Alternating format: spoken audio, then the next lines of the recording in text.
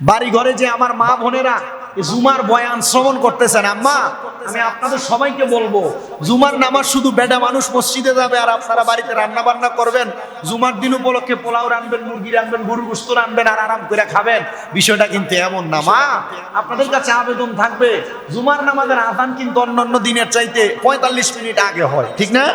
আমাদেরকে বলবো, আম্মা আপনারা জুমার দিনে রান্নাটা একটু সকাল সকাল করেন, সকাল সকাল কইরা জুমার জন্য প্রস্তুতি নিয়েন, জুমার প্রস্তুতি নিয়ে সুন্দর জামা কাপড় পরা মসজিদে হুজুর কি বলে নামাজের মুসল্লাটা বিছায়া একটু শ্রবণ করার চেষ্টা করেন। আর এটা থেকে যদি আপনারা আমল করেন, আপনারা বলেন আমরা যদি আল্লাহ জান্নাতের ফল আর জান্নাতের খানা খাওয়ায়, আপনার বউ, আপনার মা, আপনার বোনেরা এই জান্নাতের ফল খাক, আপনারা চান না? আস্তে কথা বলছে, জান কি চান না?